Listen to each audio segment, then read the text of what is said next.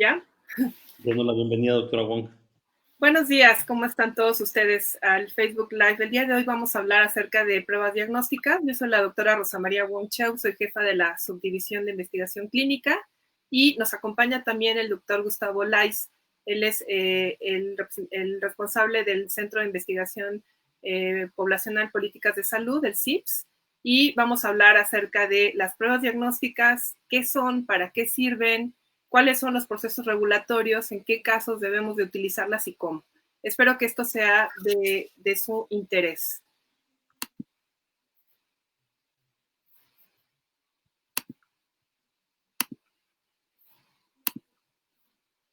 Bueno, quisiera empezar hablándoles acerca de la prueba diagnóstica. Sam, ahí está. Primero quiero platicarles qué cosas son las pruebas diagnósticas, para qué sirven y en qué se basan. Nada más quisiera comentarles que la prueba diagnóstica se utiliza para detectar el virus o detectar la inmunidad. Hay que recordar que la enfermedad por el coronavirus SARS-CoV-2 o COVID-19 tiene 3 etapas. La primera etapa incluye una fase viral importante, aquí una replicación importante, y en este caso vamos a tener solamente algún tipo de signos y síntomas de vías respiratorias altas como fiebre, dolor, tos, dolor de garganta, puede haber diarrea también, cefalea o dolor de cabeza. En la segunda etapa, esta es la fase pulmonar, en la cual, como ustedes ven, sigue habiendo una replicación del virus, pero ya es mucho menor, y tenemos dos fases, la 2A y la 2B, y aquí tenemos una neumonía que puede ser moderada a severa. Y en la tercera fase es la fase de respuesta inflamatoria del hospedero, y aquí es donde tenemos una inflamación severa y tenemos un síndrome de dificultad respiratoria aguda severa en el paciente, pero aquí ya no tenemos el virus. Si ustedes observan, esta fase es básicamente causada por la tormenta de citocinas, que son moléculas que se pueden desarrollar, se pueden liberar al torrente sanguíneo en respuesta a esta primera fase de alta viremia. Entonces, es muy importante esta parte. Algo que también es importante es hablar acerca de cuáles son las fases del COVID. Tenemos dentro del espectro de la enfermedad aquellos pacientes que pueden tener ningún síntoma. En este caso, hay varias series que dicen que puede ir desde un 30 hasta un 50%. Aquellos que pueden presentar una enfermedad con síntomas moderados, en este caso infección respiratoria alta o una neumonía leve, y puede haber también síntomas severos en los cuales ya vamos a tener neumonía, hay dificultad para respirar, se necesita hospitalización, y aquellos que tienen una enfermedad crítica, los cuales desarrollan esta fase grave de neumonía grave con mucha inflamación, y esto corresponde aproximadamente al 5%, y vean ustedes cómo estas líneas rojas nos demuestran el tiempo que pueden ser contagiosos. Entonces, esto nos dice que pueden ser contagiosos desde antes de que tengan síntomas, lo que se llama el periodo presintomático, hasta después de que pueden tener la infección. Vean ustedes cómo en aquellos que no tienen síntomas y en aquellos que tienen una enfermedad leve, varios días después, incluso hasta el día 20, en algunos un poco más, pueden seguir siendo contagiosos y podemos seguir detectando el virus en la garganta. Bueno, ahora sí pasamos a lo que son las pruebas diagnósticas, una vez entendiendo cómo se comporta este virus y qué enfermedad puede dar. Tenemos actualmente varias pruebas que pueden ser detectar primero el antígeno, que es la proteína S del virus. Este es el virus de SARS-CoV-2. Esta detección de antígeno solamente hay una prueba, entonces de esa no les voy a hablar en esta ocasión.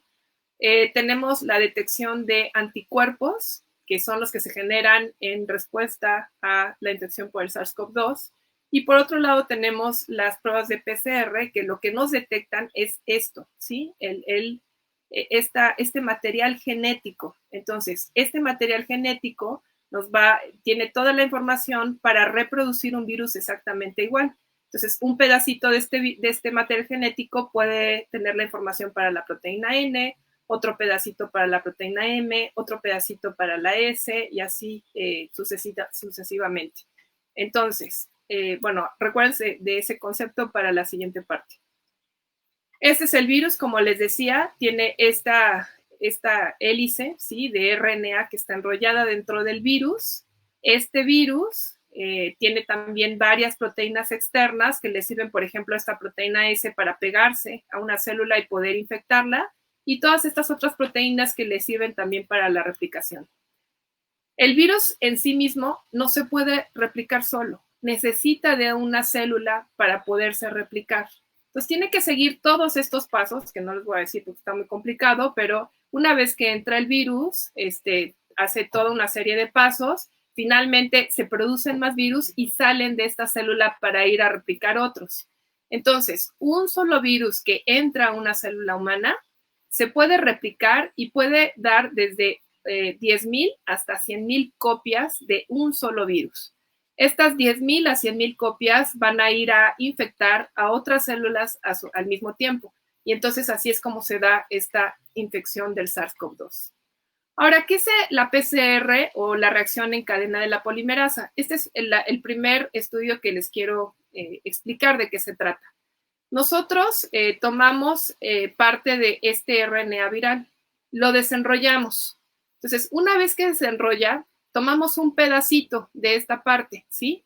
Y lo que se hace es que se abre, ¿sí? Se desnaturaliza esta parte.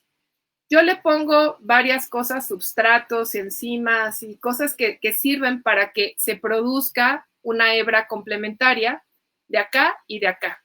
Entonces, a través de calor, de varios ciclos, de utilizar substratos y enzimas, lo que estoy haciendo es que esta hebra de RNA, la paso a DNA, la abro y entonces hago una cadena complementaria para esta. Esta la vuelvo a abrir y entonces hago otra cadena complementaria y esta la vuelvo a abrir y así sucesivamente.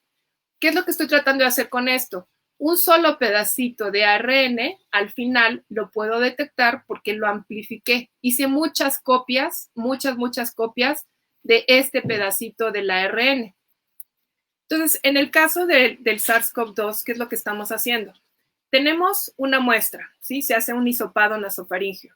Entonces, por un lado tenemos DNA de la persona o DNA humano. Por otro lado tenemos el RNA viral. Este RNA viral lo desenrollamos y entonces yo agarro un pedacito de un gen, otro pedacito de otro gen y lo amplifico. Hago muchas copias. A su vez, también el RNA de un gen humano, también lo vuelvo a amplificar y hago muchas copias otra vez.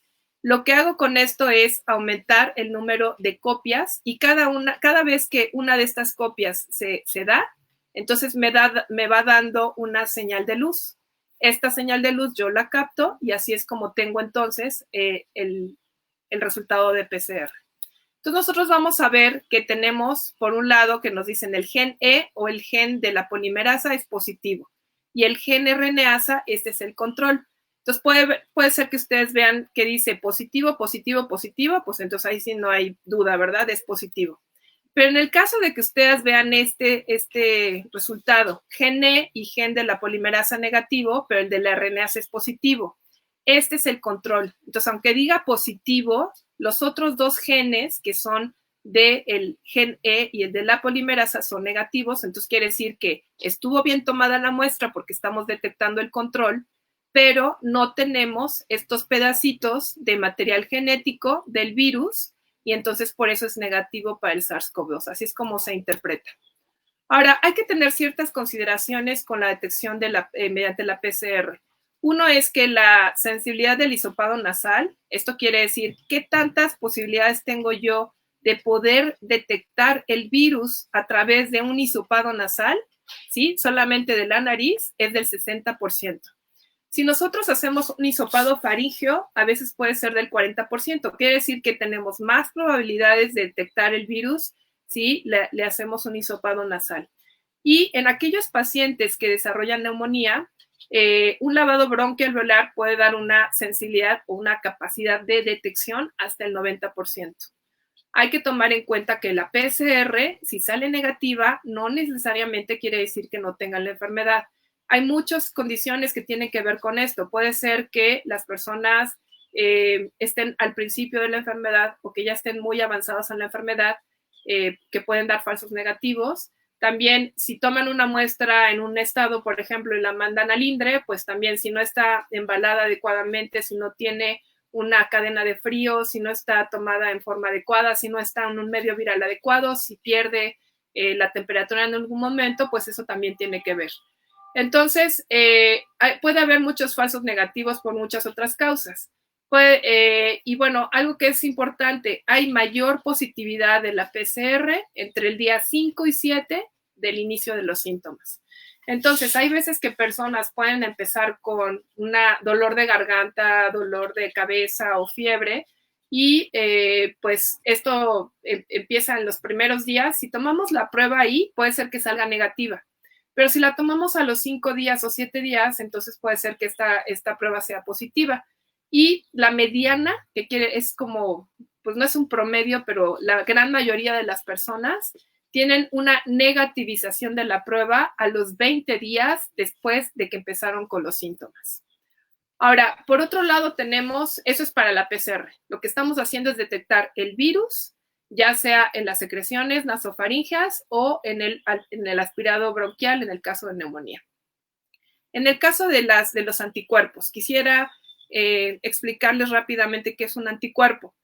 Cuando nosotros tenemos una respuesta inmune a microbios, aquí tenemos cómo llega el microbio, se presenta una célula, hacen una serie de presentaciones y aquí hay varias reacciones y son varias cosas que hacen unas células con otras y al final lo que se produce son células que son de memoria específica contra esta bacteria o este patógeno o este microbio y también se van a producir algo que se llaman anticuerpos. Estos anticuerpos son pequeñas proteínas que lo que hacen es que cuando está un virus, se pegan específicamente a este virus, ¿sí? Entonces, inactivan al virus, no permiten que el virus entre a infectar a otra célula y también se producen células específicas que matan a este virus. Entonces, tenemos todas estas células y anticuerpos, complemento, interferón, que matan al virus. En el caso de esta respuesta inmune, esta producción de anticuerpos también nos puede dar alguna luz en cuanto al diagnóstico, ¿sí? Hay dos formas de detectar anticuerpos actualmente en forma comercial para el SARS-CoV-2. Uno es a través de la detección de anticuerpos IgG e IgM a través de un método que se llama ELISA. ¿En qué consisten los ELISAs? Yo voy a poner una placa, ¿sí? De plástico. En esta plaquita de plástico le voy a pegar un antígeno, que en este caso puede ser la proteína S del virus, puede ser la proteína N, puede ser cualquier parte del virus que yo le pego a esta placa. Entonces, yo le pongo la sangre o el suero del paciente. El suero del paciente tiene estos anticuerpos que vemos aquí en verde. Y entonces yo le pego un substrato, algo que da luz y que cambia de color. Entonces, aquellos que son amarillos como estos, ¿sí? Quiere decir que yo tengo anticuerpos en contra del SARS-CoV-2. Entonces, con esto yo estoy detectando mediante esta técnica la presencia de anticuerpos IgG o IgM. También tenemos lo que se llaman las pruebas rápidas, que son realizadas mediante una técnica que se llama inmunoensayo de flujo lateral.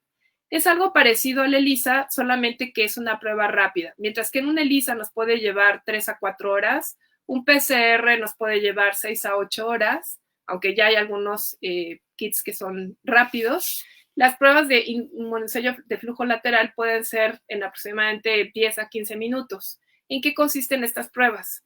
Mediante una capa de nitrocelulosa, lo que se hace es que por difusión se pone aquí una muestra de sangre, en este caso, que es donde queremos detectar los anticuerpos. Entonces, esto pasa a través de esta placa de nitrocelulosa. Aquí tenemos una serie de anticuerpos y aquí tenemos una línea control. Entonces, cuando llega hasta la línea control, quiere decir que la sangre sí, o sea, sí fue pasando directamente hasta esta área. Y en el caso del SARS-CoV-2 podemos tener una línea que nos detecta o antígenos que nos pueden detectar IgG, IgM y tenemos el control también. Entonces, ¿cómo se interpretan estos? Nosotros tenemos el control positivo, quiere decir que aquí le pusimos la muestra y entonces la muestra difundió hasta acá. Pero no tenemos anticuerpos, entonces ven la línea de G y M, como en este caso, pues no se observa, ¿sí? En el caso de que alguien tenga anticuerpos IgG e IgM y control, entonces nos va a salir una placa como esta. Esto quiere decir que solamente tiene anticuerpos tipo G y esto nada más que tienen anticuerpos tipo M, ¿sí? Y estos, cuando tengo un control negativo, quiere decir que esta muestra no es válida, pueden ser falsos positivos. Entonces, quisiera hablarles ahora acerca de cuándo hacemos qué prueba y por qué hacemos y en qué momento se debe de hacer. Ya habíamos dicho que una vez que hay una infección, puede haber un periodo presintomático o asintomático en el cual vean esta línea roja, tenemos una presencia del virus porque estamos en esa primera etapa de una replicación del virus constante. Entonces, en este momento, desde unos días antes hasta 5 a 7 días después, podemos detectar en PCR el virus. Acuérdense que hay algunos pacientes que hasta 20 días después pueden seguir detectando el virus en hisopados nasofaringeos mediante esta PCR, en la cual estamos detectando el virus en la nasofaringe, que sería lo equivalente a esta línea azul. Por otro lado, se han hecho estudios también en niños en los cuales pueden tener diarrea y esta detección de PCR en niños en heces puede ser hasta 5 o 6 semanas. Ahora, esto es cuando queremos detectar el virus. Vean ustedes qué es lo que pasa en pacientes pues, que tienen una infección grave. El PCR se positiviza y está durante mucho más tiempo comparado con aquellos que tienen una enfermedad mucho más leve. Y el caso de los anticuerpos, vean en qué momento se empiezan a producir. Como les decía, la IgM se puede empezar a producir entre el día, algunos dicen 7, otros estudios dicen 10 días. Entonces, más o menos entre este momento empieza a producir la IgM y que luego cae, ¿sí? En el caso de la IgG, esta empieza a producirse aproximadamente entre el día 12 y el día 15, sube y aparentemente este es el que persiste más tiempo. Entonces, ¿esto qué tiene que ver en el caso de cómo podemos nosotros interpretar o qué estudios podemos hacer en qué momento? Si nosotros estamos en el periodo presintomático o en el momento en que empezamos los síntomas o en el momento que tenemos una infección leve, entonces, si nosotros hacemos IgM o IgG, pues estas van a ser negativas o el porcentaje de casos que puedan tener anticuerpos es muy baja. Entonces, aquí se recomienda básicamente hacer PCRs. Si de casualidad tienen o le hacen a un paciente las dos pruebas y sale IgM positivo con PCR positivo, pero la IgG no, entonces está hablando de que hay estamos al inicio de la enfermedad, ¿sí? Cuando estamos en etapas tempranas. Si tenemos tanto IgM como IgG y PCR, entonces aquí ya sabemos que estamos aproximadamente al día 14 del inicio, del momento en que se contagió la persona y que tuvo síntomas, porque ya estamos detectando IgG, que esto nos habla más de memoria inmunológica. Y si tenemos PCR positivo IgG, pues estamos ya en etapas tardías, cuando ya se presenta un anticuerpo de memoria y que la PCR está disminuyendo importantemente. Y en el caso de que tengamos PCR negativo, IgM negativo, pues la IgG es donde podemos encontrar. Esto nos serviría más como para saber si la persona estuvo en contacto o no con el virus. Y para cuestiones epidemiológicas que más adelante el doctor Olaiz les va a platicar. Entonces, estos estudios, sobre todo los de anticuerpos, nos ayudan para hacer estimaciones de la seroprevalencia. Ahorita que estamos con todos estos, pues los planes de regreso a la nueva normalidad en varios países, incluyendo el nuestro, pues ha sido útil para saber qué tanta proporción de la población ha estado en contacto y cuántas personas todavía pueden ser susceptibles. Esta es una publicación que salió en el New York Times. No es tan exacta porque no son estudios hechos, bueno, está basada en varios estudios, no de toda la población, pero en algunos de cero prevalencia. Y vean cómo Nueva York, que fue una de las ciudades que fue más afectada, con mayor número de casos, con mayor número de muertos, pues nada más 19% tienen anticuerpos. Barcelona, que también tuvo una gran cantidad de muertos y de personas afectadas, 7.1%. Entonces, vean cómo la proporción de la población que ha tenido contacto con el virus es muy pequeña. Entonces, quiere decir que todavía hay entre un 95 y un 80% en el mejor de los casos que todavía puede ser susceptible a la infección. Entonces, esto nos sirve mucho, este tipo de pruebas nos sirven mucho para hacer estas estimaciones. Se sabe que para tener una inmunidad de rebaño necesitamos por lo menos entre 60 a 70% de la población que tengan anticuerpos para lograr esto que se llama inmunidad de rebaño, que es mientras que todos estos que están en rojo tienen anticuerpos, pues entonces todos los que están en gris no se van a contagiar porque los de rojo no van a favorecer esta propagación del virus. Y entonces, como conclusiones, les puedo decir que la PCR es útil para el diagnóstico en etapas tempranas de la enfermedad y también en varios casos se utiliza para hacer el seguimiento. En qué momento el paciente deja de ser infeccioso, en qué momento ya no tiene que tomar estas medidas de aislamiento y de control, etc. La sensibilidad puede ser variable y puede ser afectada por todos estos factores que ya les había dicho, incluyendo cuál es el momento en que se toma, de dónde se toma el hisopado, el día en el que lo estamos haciendo, el lugar donde se está haciendo y el tipo de prueba que se está utilizando. Entonces, una PCR negativa no necesariamente descarta COVID-19. En cuanto a la serología, este es útil, pero para etapas tardías, no para evaluar infección pasada, para saber qué tanta parte de la población puede estar afectada. Y la serología no es útil para el diagnóstico en etapas tempranas de la enfermedad. Muchas gracias.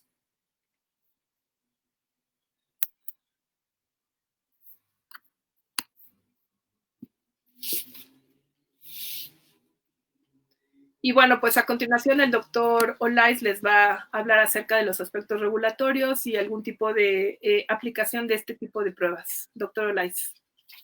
Muchas gracias, Rosa María. En verdad, bueno, ya tenemos una muy buena base para saber cuáles son las pruebas, el tipo de pruebas que hay y en pocas palabras la doctora nos dijo que pues no hay ninguna que sea la panacea en este momento y ciertamente no lo es. Y ya también nos adelantó algo que es bien importante, que no hay una alta proporción de la población que haya sido infectada y por lo tanto seguimos teniendo problemas por la baja prevalencia y ahorita les voy a explicar cómo funciona esto. Entonces, si puedo poner esto, que espero no tardarme. No sé si alguien lo está viendo ya mi presentación. ¿No? Entonces, denme un segundo. Ok. Ah, claro. Me faltó un pequeño detalle. ¿Lo abrí en Firefox? Lo abrí en Firefox. No hay problema. ¿Qué es esto? Uh-huh. Hay que pegar el link de Firefox. Ok, denme un segundo. ¿Todo? Sí. Ok. Ya. Lo pegamos acá. Exactamente. Ok. Ahora, vamos a empezar a platicar. Lo primerito es, ¿qué tenemos de aspectos regulatorios en México en este tema? Este es un tema realmente importante para nosotros porque vivimos en un país de leyes y las leyes nos dicen exactamente cómo funciona y cómo debería funcionar entonces la parte regulatoria.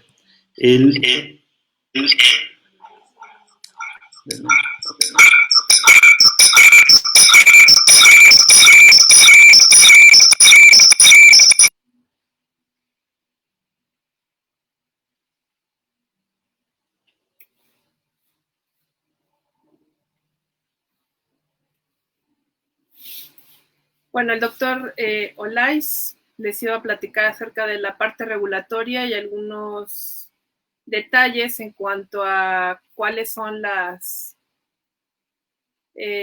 pues, en qué momento nos sirven estas pruebas serológicas, cómo se pueden aplicar en cuanto a estudios de seroprevalencia, cómo se afecta esta proporción de enfermos y sanos de acuerdo a la prevalencia. Y bueno, pues no sé si mientras, Samantha, podríamos contestar alguna de las preguntas.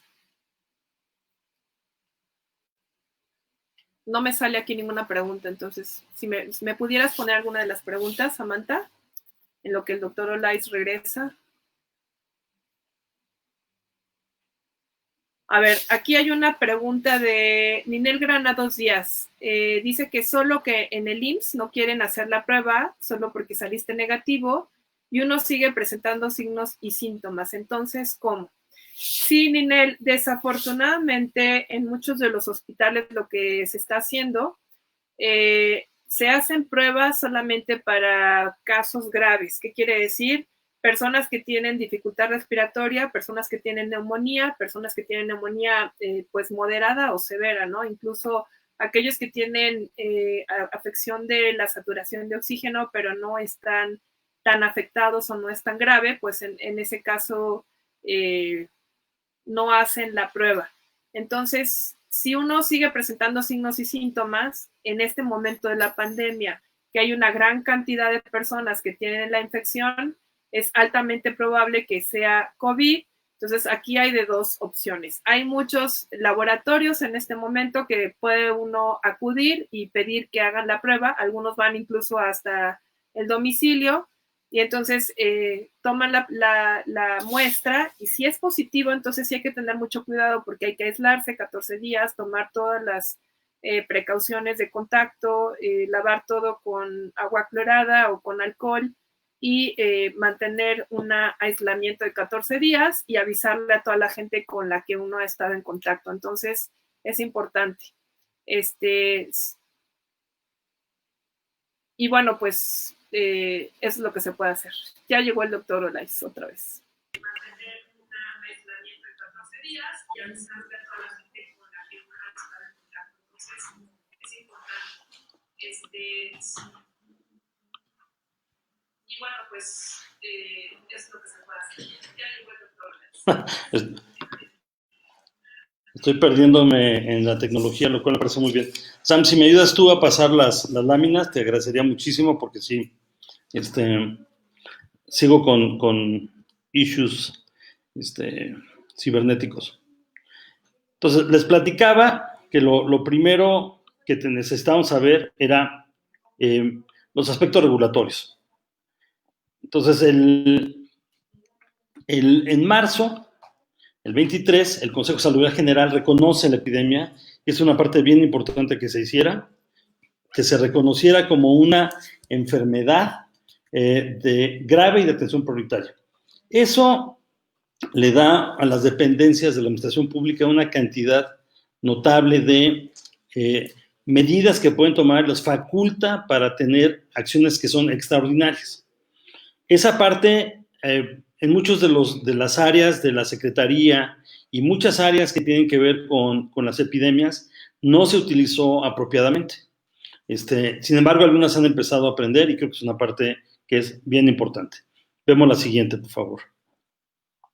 Entonces, en este sentido, la Ley General de Salud faculta a la COFEPRIS, dado su capacidad para registrar, para controlar los dispositivos médicos, a decidir cómo se lleva a cabo el registro y los permisos que requiere para poder trabajar en este país este tipo de productos. La COFEPRIS empezó a tomar acciones diferentes a lo que habitualmente hace, dado que trabajó junto con el Instituto Nacional de Referencia Epidemiológica, con el INDRE, algunas de las pruebas, los PCR, y ha venido trabajando ya con otras instituciones, esperemos que muy pronto una de ellas sea la UNAM, para decidir cómo se pueden usar las pruebas rápidas o de antígenos anticuerpos para utilizar como auxiliar en otros procedimientos diagnósticos. La ley es clara en el sentido, nos dice que tenemos que tener una autorización sanitaria. Esta autorización sanitaria es una autorización relevante y se debe dar en dos sentidos. Una es, primero, que se dé el registro del producto, y la segunda es que se dé los permisos de importación para utilizarlo. En este sentido, esa es la gran novedad que tenemos en este componente. La COFEPRIS ha hecho un procedimiento que ayer actualizó, en donde tenemos la posibilidad de someter simultáneamente la solicitud y un kit para que se evalúe, una serie de pruebas para que se evalúen, y una vez que estén evaluados, sigue el procedimiento de registro, pero no se detiene el proceso de importación, que diferente a como se ha venido manejando. Este es un procedimiento de emergencia y es perfectamente válido. Pero bueno, todos los agentes de diagnóstico tienen que tener esta información, tiene que ser reproducible, tienen que tener intralotes y lote a lote, tiene que ser exacta, sensible, específica y tiene que tener cierta estabilidad. Entonces, eso es lo que en sí ha estado ocurriendo.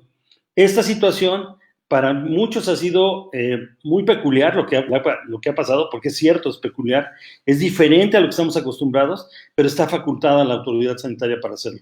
Entonces, en ese caso, no deberíamos tener ningún problema para aceptarlo, y no solo aceptarlo, sino utilizar estas ventajas que nos está dando en este momento. Veamos la siguiente, por favor.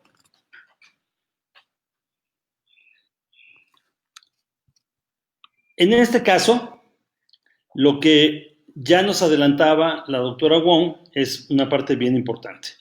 Nos decía, ¿para qué nos sirve y para qué no nos sirven las pruebas serológicas? Bueno, pues las pruebas serológicas tienen algunas utilidades que son muy importantes y esta es una de las partes de los que lo que sí pueden contestarnos. Las pruebas serológicas nos pueden decir qué proporción de la población se ha infectado con este virus, con SARS-CoV-2, dónde están, cómo está cambiando esta proporción en el tiempo, que es una parte bien importante.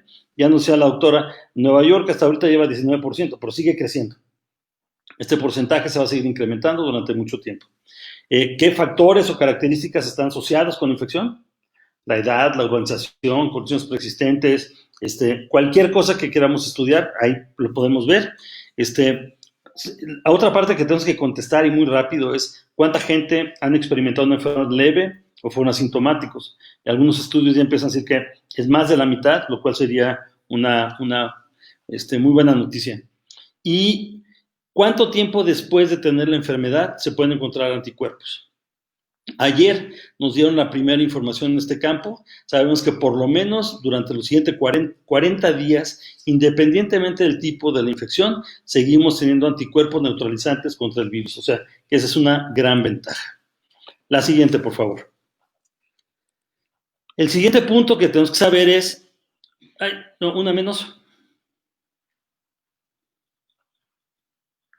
Todavía nos dice que no nos puede contestar, que es la anterior. Bueno, mientras sale o no, lo importante es que no nos pueden contestar las pruebas inmunológicas, es qué proporción de la población ya es inmune, qué proporción de la población no se puede volver a infectar, eso no nos pueden decir. ¿Qué cantidad de anticuerpos se necesitan para protegernos del COVID? No lo puede contestar las pruebas serológicas. ¿Por cuánto tiempo una persona queda protegida? No sabemos. Hasta ahorita sabemos que hay 40 días, pero puede ser mucho más, no sabemos todavía. O si esta es permanente. ¿Se puede reinfectar? Pues si es permanente, no, pero si no, sí tendremos algún problema de reinfecciones, que ha habido alguna información al respecto, sin embargo, una información que todavía no podemos ni siquiera conocer bien qué tan importante es. Y la pregunta de si pueden regresar a trabajar o no, no la contestan las pruebas serológicas. Sin embargo, nos da una indicación de más o menos dónde andamos. ¿Sale? La siguiente, por favor. Entonces vamos a hacer un pequeño ejercicio, espero bastante rápido, sobre qué pasa en una población como nosotros, una población que es totalmente susceptible al virus. Aquí les pongo 100 monitos, son 100 monitos porque me va a aflojar poner 1000, pero bueno, debería poner muchos más para que podamos hacer una mejor idea de cómo están la población. En el principio de la enfermedad, en noviembre, por lo visto que fue por ahí, todos éramos susceptibles. No había nadie que no tuviera la posibilidad de enfermarse con este virus. Veamos la siguiente, por favor. Con el paso del tiempo, lo que hemos visto es que alguna población empieza a enfermarse. En algunos casos se enferma rápidamente, otros toman más tiempo, aparecen en algunos lados, en otros no. Lo que sí tenemos que recordar siempre es que la enfermedad nunca ocurre aleatoriamente, entonces hay algo que está determinando que ocurra. Vemos la siguiente, por favor.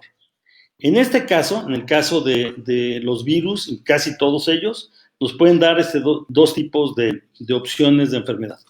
Una es que nos dé una enfermedad donde seamos claramente, que mostremos síntomas o que no mostremos síntomas.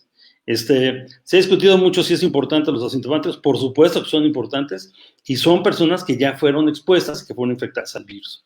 Ese es el punto más importante y tenemos que conocerlos porque también es una parte relevante, ya les decía que puede ser hasta el 60% de la población. Vemos la siguiente, por favor.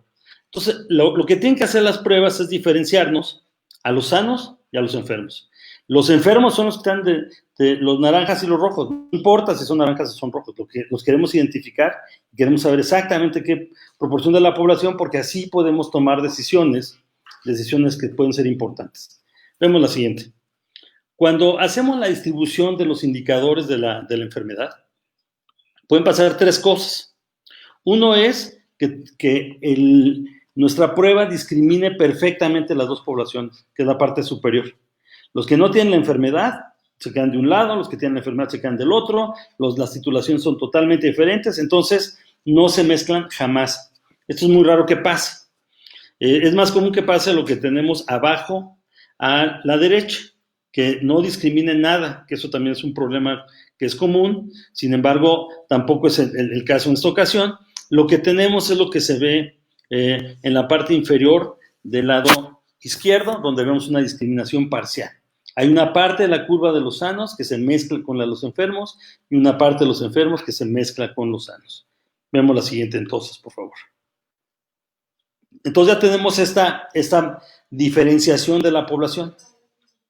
Me ha quedado preciosa la animación, pero bueno, créanme como cuando les diga que más o menos así les doy una idea de cómo está.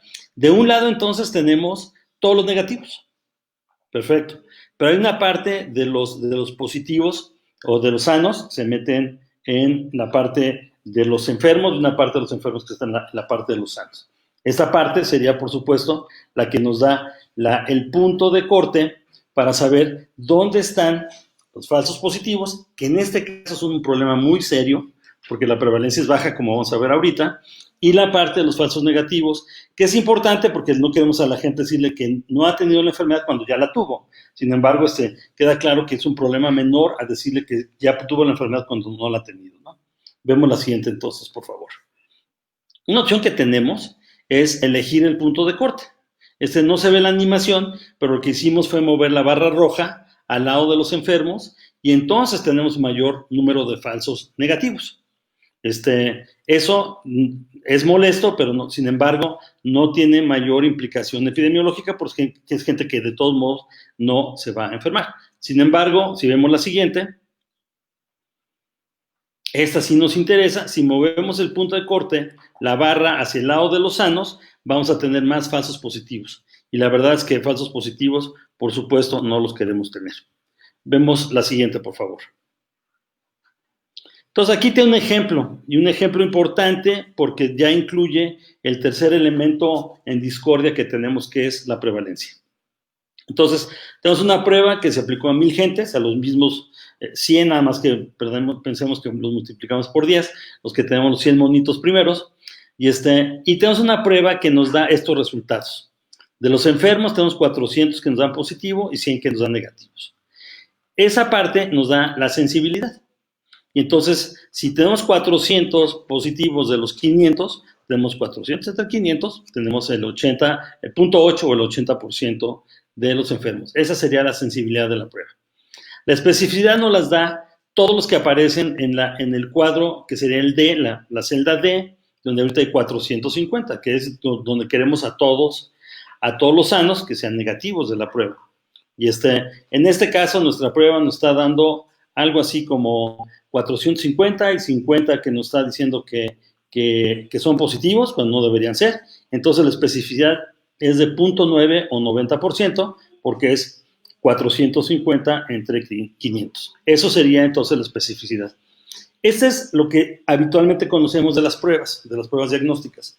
Pero hay otro punto que es bien importante, que vemos en la siguiente diapositiva, por favor. En este caso, son los mismos 1000, la misma distribución, y ahora sí ya le puse la prevalencia.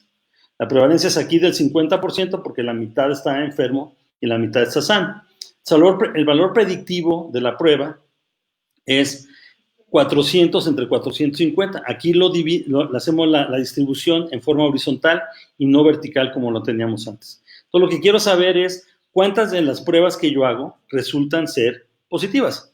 Entonces, resultaron 400 de 450. Yo lo que veo en la práctica son 450 positivos, pero sé que la especificidad no es suficientemente alta y por lo tanto sé que el valor predictivo es del 90%. La verdad, bastante bueno. En la parte inferior, que también son los renglones inferiores, tenemos la parte de negativos y tenemos ahora los que son falsos negativos, que les digo, es un problema, sí es un problema, pero es un problema menor en comparación porque es gente que ya tuvo la enfermedad y le dicen que no la ha tenido. Entonces, bueno, pues es una molada, pero no es tanto como si le digo que ya tuvieron la enfermedad y no la han tenido. En la parte del valor predictivo negativo, entonces tenemos que los que son los verdaderos negativos, que son 450, entre el total de los negativos, que son 550, y me da ese 81%. Eso, con todo, la verdad es que no se ve tan mal. Ese es un resultado. Si comparamos con lo que nos había dicho la doctora Wong en este tema, pues no se ve tan mal. Ahora, el asunto es que no estamos ahí. Vemos la siguiente, por favor. Aquí les voy a dar entonces una prevalencia más bajita, que es el 10%, que según ella nos dijo, muchas de las ciudades que han tenido más casos están en esos niveles, 10% más o menos. Entonces, en este caso, la parte de los enfermos solamente es el 10%, entonces son 100, y tengo 20 falsos negativos y tengo 80 verdaderos enfermos positivos. El problema es del otro lado. Aunque tengo una prueba que es bastante buena, que me da 90% de especificidad, al momento que la aplico a esa población, 810 me resultan negativos cuando son sanos, lo cual es lo correcto, pero me dan 90 falsos positivos. Y entonces el valor predictivo de la prueba se vuelve 47%. Lo que nos han venido diciendo en las sesiones vespertinas es que las pruebas no sirven por esto, porque solamente el 50% va a ser realmente positivo y por lo tanto pues es un volado. Lo cual, por supuesto, no es cierto, ¿no? Pero bueno, vamos a ver en qué sentido se puede manejar. Entonces, vamos a ver la siguiente. Si tenemos una prueba que ocurre algo como esto, cómo solucionamos este problema de tener una alta proporción de falsos positivos, siempre se puede hacer. De hecho, nuestra mejor experiencia o nuestra última experiencia más efectiva fue con el SIDA. O sea, la prevalencia era muy baja y queríamos saber quién tenía SIDA y que teníamos que tener la certeza de quién tenía SIDA. Esa parte se puede hacer haciendo una segunda prueba. Idealmente queremos una prueba diferente. Queremos darle unos días para que la gente pueda realmente empezar a presentarnos los anticuerpos, pero si no, este sería el peor ejemplo que va, creo que, a representar muy bien lo que puede pasar, es que yo le hago la segunda prueba a todos los positivos. Al hacer la segunda prueba a todos los positivos, usando exactamente las mismas sensibilidad y especificidad, resulta lo que se ve en los cuadros del lado derecho. Los 170, entonces me quedan 64 positivos, me salen 16 más, que son falsos negativos, y me quedan, ahora sí nada más, 9 falsos positivos. Con esto, ahora si ven la parte inferior, la parte que me queda de falsos positivos es muy pequeña en comparación al total. Ya tengo ahora el 90% de verdaderos positivos, o sea, el valor predictivo de la prueba se vuelve notablemente mejor y el valor predictivo negativo también es muy bueno. Entonces, sí hay mecanismos, y que los conocemos además muy bien, de cómo hacer que una prueba que tiene una insuficiente especificidad se vuelva muy buena para dejarnos muy pocos falsos positivos. Esto se ha venido cambiando en todo el mundo. Ayer el CDC hizo los cambios en su página. Si vemos la siguiente y la última lámina, entonces aquí tienen ustedes lo que ellos propusieron. Entonces dijeron, bueno, si tengo un 2% de prevalencia y hago una sola vez la prueba, nos pasa muy parecido a lo que teníamos nosotros dimos con 10. Entonces vamos a tener un 26%, una cuarta parte va a ser el valor predictivo positivo, no sirve de nada. Pero si hago la segunda prueba, y sobre todo si hago una prueba, esperemos, diferente, la proporción de verdaderos positivos crece notablemente. Entonces pasamos del 26 al 87%. Y conforme incremente la prevalencia en la población, este valor sigue mejorando. Llega el momento, por ejemplo, ya que llegamos al 30% de prevalencia, que ya no se necesita hacer la segunda prueba, porque ya me va a dar muy cercano el valor de una y de otra. Entonces, es un ejemplo y un ejercicio de lo que puede pasar. Entonces, por supuesto, si utilizamos solamente una vez la prueba, ya sabemos que más o menos ahorita vamos a tener 50% de verdaderos positivos y 50% de falsos positivos. Pero hay mecanismos, hay formas para hacerlo bien y hacerlo de inmediato ya en nuestra población. Muchas gracias.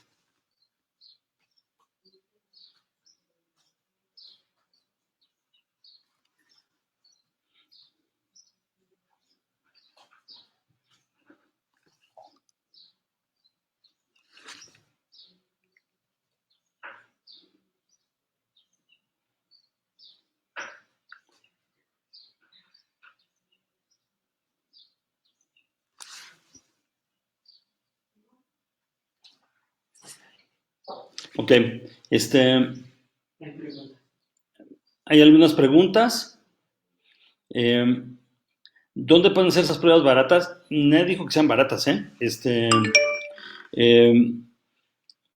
Empiezan a autorizarse las pruebas rápidas, pero como ya bien dijo la doctora Wong, hay una notable diferencia entre el valor que pueden tener cada una de estas pruebas. Ciertamente, los PCR no son baratos, por todo lo que implicó ella en su presentación, de todo lo que se tiene que hacer. Entonces, no es nada barato. Estas son pruebas rápidas, y esas pruebas rápidas solamente pueden detectar los anticuerpos, es decir, ya tuve la enfermedad o no la he tenido, pero no me sirve para hacer diagnóstico.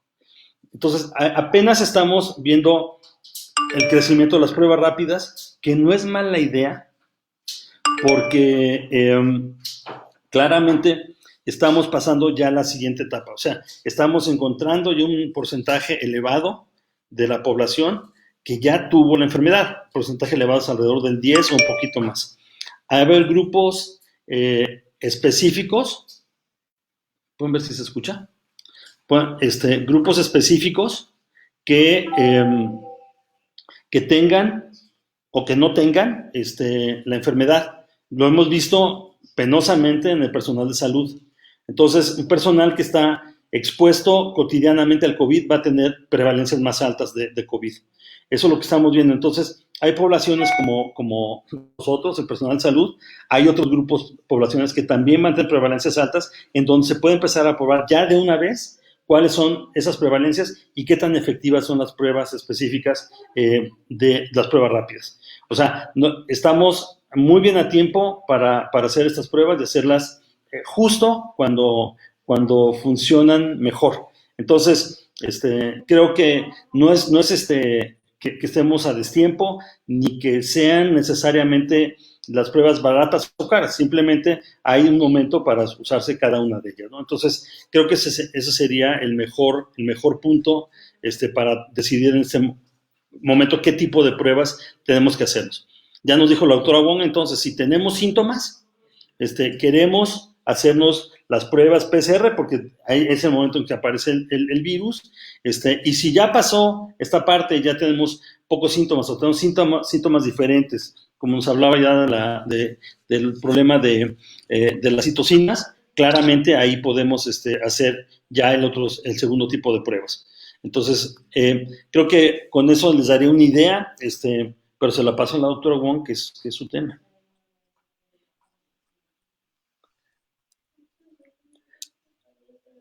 Pe- Perdón, es que tuve problemas técnicos y me sacó.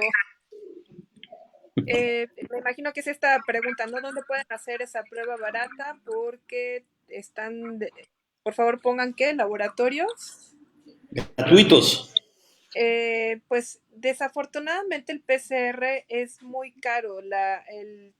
Todos los insumos que se necesitan son bastante caros y es por eso el costo de la prueba. No sé ahora que salgan estos anticuerpos, me imagino que ya les platicó el doctor Olais acerca de que ya hay varios estuches diagnósticos que ya fueron aprobados por COFEPRIS y pues habría que ver si esos son más baratos. Sin embargo, como ya habíamos comentado, sirve para saber si alguien ya tuvo la enfermedad, no si tiene la enfermedad activa. O sea, tendrían que haber pasado por lo menos entre 7 y 14 días o 10 y 14 días de que se infectó la persona para que esta prueba sea positiva. Y como les decía, la PCR realmente pues no es una prueba ideal, no el 100% sale positivo y a veces puede dar falsos negativos, ¿no? De que la persona puede estar infectada y sin embargo la PCR puede ser negativa. Y sí, desafortunadamente todos los insumos son muy caros, se necesitan aparatos muy caros para poderlos leer y por eso es muy, muy cara la prueba. Aquí hay otra pregunta, ¿qué hay con los asintomáticos? ¿Cuál es el periodo en el que pueden contagiar? Bueno, ¿se acuerdan de la primera gráfica que les pasé? Aproximadamente 14 días es el periodo de contagio. El problema es que pues no saben en qué momento sí pudo empezar a contagiar y en qué momento pueden dejar de contagiar. Ese es el gran problema con los asintomáticos. Y sí, el periodo que se ha calculado en el que pueden estar excretando el virus por la nasofaringe puede ser aproximadamente de 14 días. La siguiente pregunta. A ver, doctor Olais. ¿Por qué en la Secretaría de Salud no tomó la estrategia de otros países de hacer pruebas rápidas, nacidas? Rápidas en la población, debo suponer. No entiendo, yo tampoco lo entiendo. Esa es una de las... Nosotros somos epidemiólogos, muchos de los que trabajamos en esto. La única forma en que podemos contender con una epidemia es si sabemos dónde está y cómo se está moviendo. Eso es clarísimo. Necesitamos pruebas para hacerlo. Ahora, ¿tienen limitaciones las pruebas? Por supuesto, pero prefiero pruebas limitadas a no tener resultados, ¿no? Entonces, ese es un asunto que tendrá que contestar en su momento las autoridades sanitarias por qué tomaron esa decisión. Ciertamente no son baratas. Aún las pruebas rápidas, lo que estamos viendo en el mercado internacional es que andan como en el rango de $20 cada una, eso quiere decir como 500 pesos, no son baratas, pero es necesario. Además, el asunto creo que se ha venido tergiversando. No es que necesitemos tener muchísimas pruebas, es que tenemos que tener pruebas donde se necesitan. O sea, lo que necesitamos es inteligencia para hacer esta decisión de dónde tomar las pruebas. Entonces decía ya el personal de salud, personal que esté ocupacionalmente expuesto, personal en algunas áreas que son críticas, son los que deben recibir primero que nadie este tipo de pruebas. Una vez que tengamos eso, entonces sí podemos empezar a hacer las pruebas poblacionales. Acabamos de ver un ejercicio que hizo la ciudad de Wuhan, que hizo algo así como 50 millones de pruebas y calculo que la mitad no sirvieron para nada. Porque además le tomaron más pruebas que la cantidad de población que vive ahí. Entonces, bueno, está padrísima, pero digo, a mí sí me pasan los datos, encantado de analizarlo, ¿no? Porque es un paper padrísimo, pero no es suficiente. O sea, lo que necesitamos es tener pruebas adecuadas en el momento adecuado. Para hacer las pruebas rápidas, estamos llegando a la proporción o la prevalencia que, en mi caso, por lo menos, yo sugeriría que ya se hicieran sistemáticamente en una buena proporción de la población para empezar a evaluar dónde estamos. Eso que aparentemente la Secretaría podía haber hecho antes, no alcanzaba la prevalencia. No lo estoy disculpando de ninguna manera. Simplemente es decir, ahorita es mejor momento para hacerlo que en el momento en que lo tenemos. Muy bien, doctor.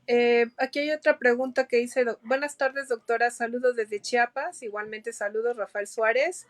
Algunos modelos matemáticos contemplan oleadas intermitentes. Y ya no alcanzo a ver la pregunta, no sé si la alcanza a ver, doctor. Hasta finales de 2024. Hasta finales del Está 2024, cortada. doctora. Dice Hasta finales de de 2024. 2024. Sí, exacto. Ok, yo creo que esta es una muy buena pregunta para el doctor Olais, que es epidemiólogo. Es un gran riesgo lo que estamos viendo. Ya empezamos a meter cosas en la conversación general y el público que ahorita solamente servirían para confundirnos. El riesgo es claro y es latente y es palpable y existe, de que tengamos oleadas sucesivas. Si abrimos muy rápido, me decía, es que podemos tener una oleada muy rápido en México, pues dejen que se acabe la primera, ¿no? O sea, porque todavía ni se acaba y ya estamos pensando en la segunda. Pero es cierto, la doctora Wong ya nos había señalado que hay una proporción de la población muy grande que sigue sin tener o sin haber tenido la enfermedad. Seguimos sin anticuerpos. Si no tenemos anticuerpos, somos susceptibles. Si somos susceptibles, puede volver a pasar. Los modelos que ha generado la misma universidad, con un grupo espléndido que maneja el Instituto de Matemáticas Aplicadas, nos dice que es muy probable que tengamos un segundo brote antes de que termine el año y que tengamos varios más si no tenemos vacuna y si no tenemos una terapia apropiada en puerta rápidamente. Lo cual quiere decir que vamos a tener que aprender a vivir con el virus, no otra cosa. Ok, la siguiente pregunta de Moreli Rosas. ¿En qué momento está indicado para el trabajador de la salud regresar a sus actividades después de, hasta ahí me quedé? De haber dado positivo a la PCR. Ok. Sí, si ustedes recuerdan estas imágenes que yo les presenté al principio sobre en qué momento se presenta la enfermedad, cuánto tiempo pueden ser positivas la PCR, en general, aquellas personas que tienen síntomas leves o que son asintomáticas, en un periodo de 14 días aproximadamente es cuando se negativiza la PCR. Lo que podría hacer el personal de salud, porque si hay personas que pueden tener infección leve y pueden todavía hasta 30 días o más a partir de la infección seguir siendo positivas. Si en la detección del virus en la garganta quiere decir que puede ser infeccioso, pues lo más probable es que sí, porque estamos detectando el virus. Entonces, lo ideal sería hacerle una PCR para estar seguros de que no tienen el virus y que no van a ir que no pueden contagiar a otras personas. Es muy importante personal de salud, puesto que puede ser un punto de contagio.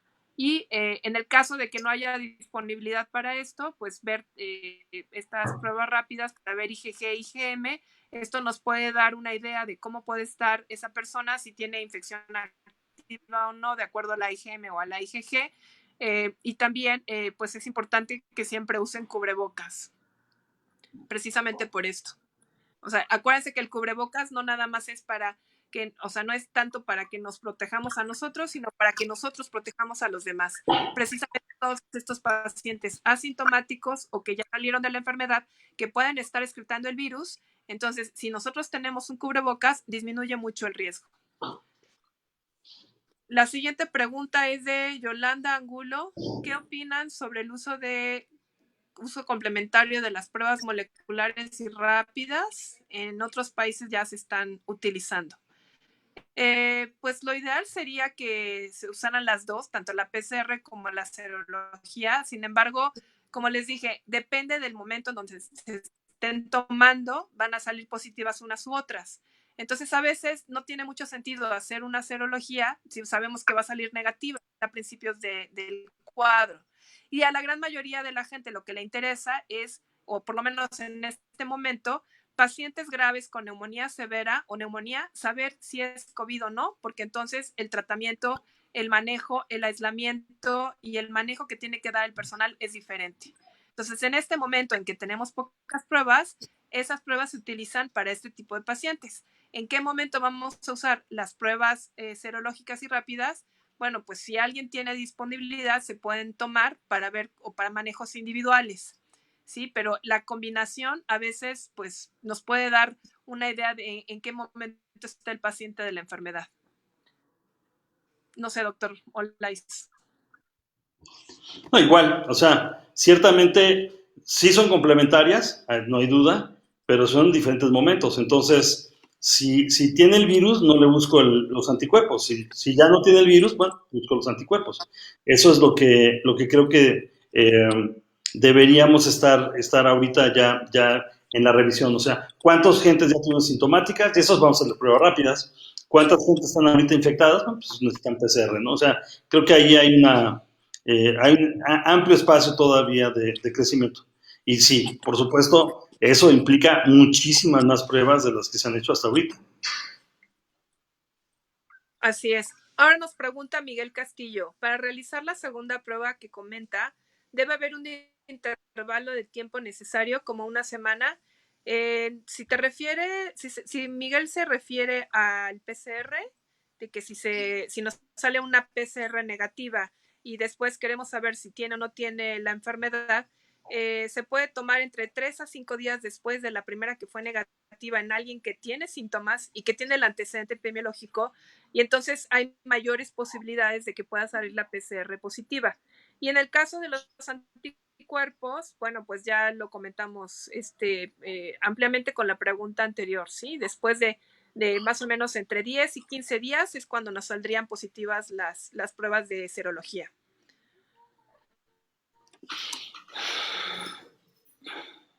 Doctor Rice, una pregunta para usted. Usted mencionó que se puede entregar a COFEPRIS la solicitud, el expediente para el registro sanitario y un kit de muestra. Lo que está haciendo ahorita, según el procedimiento que aprobó la COFEPRIS y que nos publicó ayer, es que uno entrega la solicitud para el registro sanitario. Eso quiere decir con toda la información que se tiene que recabar. Ahorita ha habido una gran libertad, y la verdad es que se agradece, de que no nos están pidiendo todos los originales en principio. Se está pidiendo originales, pero no con esta velocidad ahorita. Va a haber tiempo para hacerlo. El COFEPRIS hace una primera revisión, está completo el expediente, entonces solicita el kit para la muestra. Entonces no es simultáneo, pero es muy cercano uno del otro. Creo que yo trabajé algún tiempo en COFEPRIS, un largo tiempo. Me parece que es una medida notablemente acertada. Entonces, sí, pero lleva algún tiempo. Hay un perrito ladrando, pero no es el mío, que conste. Soy persona en salud.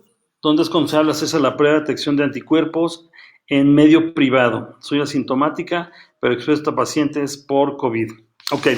De principio, vamos a decir, apenas estamos viendo la primera parte, la distribución de las pruebas rápidas.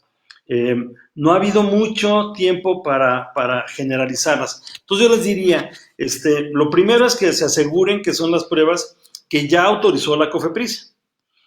Ahora que vamos a solicitar otras dependencias, igualmente o mejor reconocidas que en nutrición, como la Universidad Nacional Autónoma de México, para hacer las pruebas, claramente vamos a poder tener más alternativas de pruebas. Ahorita hay 7, creo que son suficientes. Nada más asegurar que se utilicen esas pruebas que ya están autorizadas, porque ya pasaron por ese tipo de procesos. Entonces, no basta con que nos digan ahorita es que puedo hacérmelo en cualquier laboratorio, por supuesto, pero que nos digan qué tipo de pruebas y cómo entraron, cómo ingresaron al país, y que sean de este grupo de pruebas que ya fueron autorizadas. De la Sociedad Mexicana de Rehabilitación, ¿cuál es el mejor indicador de que ya no hay posibilidad de contagio posterior al alta de COVID-19? Esto es vital para iniciar la rehabilitación pulmonar en etapa no aguda. Gracias. Bueno, pues nuevamente, como habíamos ya observado en las gráficas previas, más o menos entre 10 a 15 días posteriores al término de ya sea una infección grave, una infección leve o una infección moderada, pues ya no estamos viendo la detección de PCR. Lo que sí se sabe es que en personas que han tenido una neumonía severa, el tiempo de excreción viral puede ser mucho más prolongado. Hay una mayor replicación del virus y entonces hay una mayor cantidad de excreción del virus. En el caso de alguien que tenga una infección leve, bueno, pues 10 días, 14 días después, probablemente deje de ser infeccioso porque tienen PCRs negativas.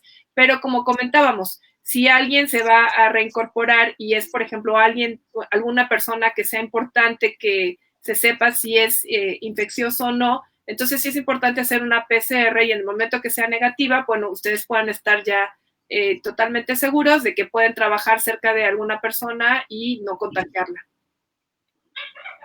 A mí me encanta la pregunta, porque estamos pasando a la siguiente etapa de esta pandemia, que es el post-COVID. El post-COVID está lleno de problemas. Entonces, qué bueno que la Sociedad Mexicana de Rehabilitación ya esté trabajando en este tema.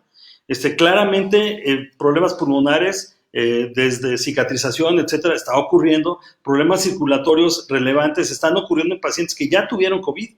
Entonces, el paciente post-COVID no está libre de problemas. Claramente es algo que tenemos que seguir manejando y tenemos que seguir conociendo todo el tiempo. Así es, gracias. Jorge Ramón Rivera González, estas pruebas rápidas no son diagnósticas, entonces su valor solo serían para darnos un valor predictivo.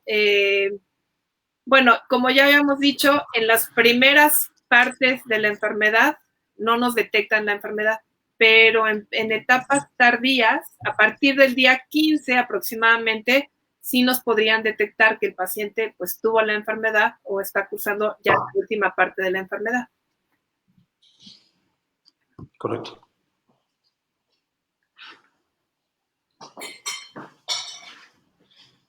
Laura Mejía Jiménez. ¿Cómo saber si ya no somos portadores asintomáticos después de 2 pruebas positivas con aislamiento de 20 días? Pues nuevamente se hace una última prueba después de 20 días. Si esta sale negativa, pues ya no son portadores asintomáticos. Ahora, doctora, ahí yo te pregunto a ti. Ya pasaron 20 días y vuelvo a salir positivo. ¿Eso puede pasar? Sí, sí puede pasar. Okay. Lo que decíamos, la negativización en la gran mayoría de la gente es a los 20 días de inicio de los síntomas. Pero hay personas que pueden ser hasta 30 o 40 días después del inicio de los síntomas. Entonces, por eso es importante hacerse la PCR, sobre todo las personas que van a estar en contacto cercano y estrecho con pacientes, como decían de la Sociedad Mexicana de Rehabilitación, personas que están pues en contacto con pacientes, personal de salud, enfermeros.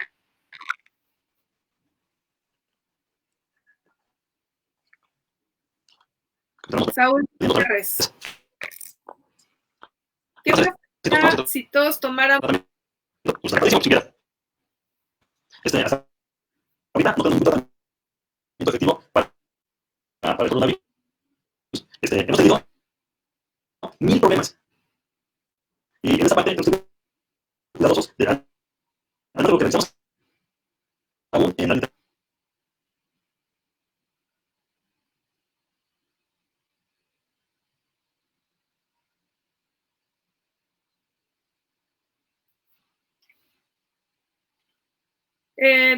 Tengo problemas técnicos porque no escucho al doctor Olais, pero ¿qué pasa si todos tomamos tratamiento? Pues nada más acuérdense que no hay tratamiento específico.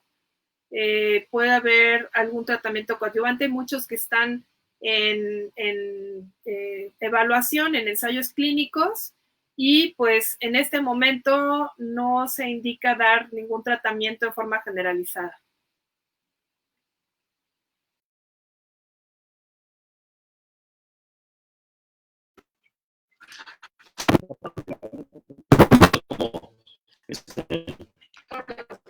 Sí.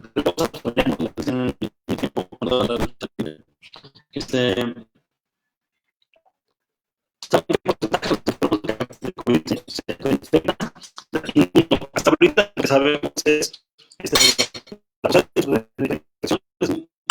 baja o inexistente. El problema sería, no sé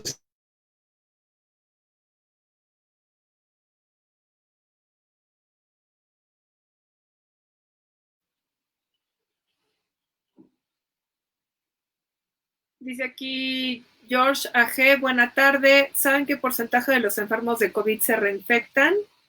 Esa es una muy buena pregunta. Hasta el momento no sabemos cuántos enfermos de COVID se pueden reinfectar.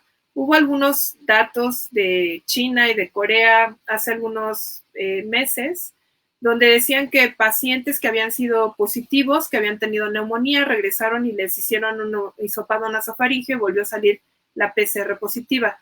Pero esto ellos dicen que puede ser por cuestiones de falsos positivos, o falsos negativos en el momento que salieron, que pensaron que era negativo y realmente eran positivos, o que haya algún tipo de excreción que de repente sea mucho más la excreción, otra menos, o que hayan sido problemas técnicos, porque la gran mayoría de la gente que se ha infectado, y ahorita llevamos casi 5 millones, más de 5 millones y medio, pues realmente no ha habido reportes de que haya reinfecciones. Entonces, lo más probable es que se produzca una inmunidad que sea protectora.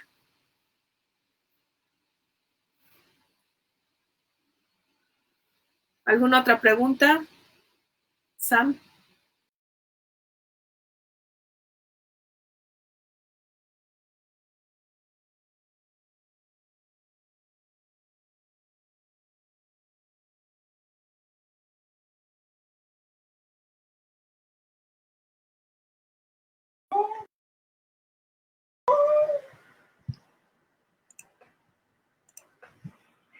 Buenas tardes a todos, muchas gracias por seguir sintonizándonos en este live con los doctores Gustavo Lais y la doctora Rosa María Wong. Hemos tenido bastantes fallas técnicas con el internet, no sé si a ustedes les está pasando, también se está fallando en sus casas. Entonces, hasta aquí vamos a dejar la transmisión. Los doctores pues se disculpan con ustedes por este cambio. Muchas gracias a todos y síganos preguntando, estamos a sus órdenes a través de Facebook. Gracias.